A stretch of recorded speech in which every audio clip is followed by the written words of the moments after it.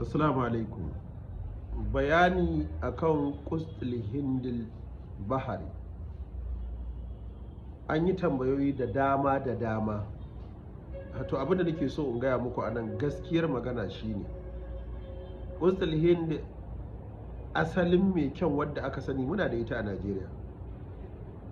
Ana nan bayan Allah suna daka ta kuma suna sayarwa. Akwai wadda muka tallata ta kwali wannan. Ita an samu yankewarta asalin mai kyan.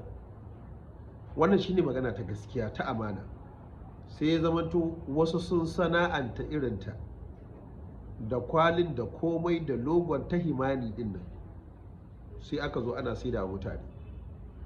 Amma ita ba mu imani da ingancinta ba, domin ba kowa zai iya yi tsakaninsa da Allah ba, wasu sukan yi mis.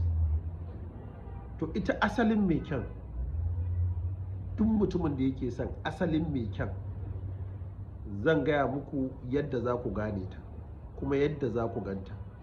Za ku ji farashinta ma ya bambanta da waccan ɗin da aka sana'anta a makwabtanmu.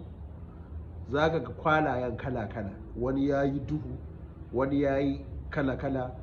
Wannan da kuka gani na sa hotonta ita ce asalin Qustul Hindil Bahari mai kyau, wadda bayani a kanta ya sha maimaituwa. Ba wai bayanin bane ya kamata a yi, mai kyan da ake ta nema ita ce, wanda yake bukata ta samu don ta yanke. Kaɗan daga ciki amfanoninta wanda ba su ji ta ba: idan mutum yana fama da hepatitis B, ana amfani da Qustul Hindil Bahari. Ciwon anta kenan. Mutumin da yake da suga, diabetes, zai amfani da Qustul Hindil Bahari kuma yana warkar da ita insha Allah. Mutumin da yake da ulcer, rikakkiyar ulcer wadda ba ta jin magani, idan kai amfani da Qustul Hindil Bahari da zuma, za ka rabu da ulcer insha Allah. Mutumin da ke da basir mai kama 'ya'yan hanji ko dubura, Qustul Hindil Bahari in kana amfani da ita za ka rabu da shi kwata-kwata.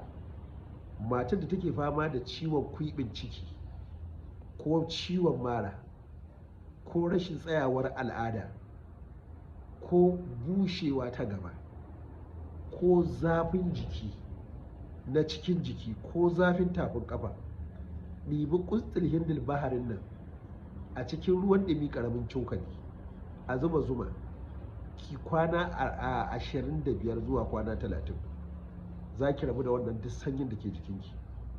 Mutumin da bai da kuzari, mutumin da yake saurin inzali, mutumin da yake da matsala ta tsinkewar mani, mutumin da yake da matsala ta ƙaiƙayin matsi, ƙaiƙayin ido, amosani, wannan Qustul Hindin in ka mai da ita kamar shayi, kana ɗiba ƙaramin cokali kana zuba a cikin ruwan zafi, kana zuba zuma kana sha. Wanda suke yi suna gani kuma suna gaya muku magani ne, ba wanda wai ba a san shi ba, a rufi ne an san shi.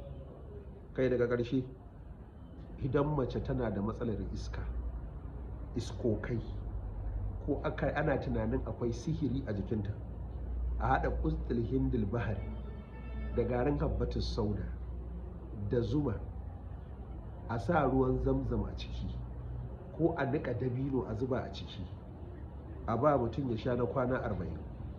Dabino in son samu ne a samu ajuwa, in Allah ya da ko sihiri ne ko iska ne a jikin mace, za a neme shi a rasa. Shi ne ƙarin bayani kaɗan daga cikin kaɗan kenan cikin 10 aka ɗauka cikin 100 kan amfanin Qustul Hindil Bahari. In kana buƙatar ta sai kai mana magana.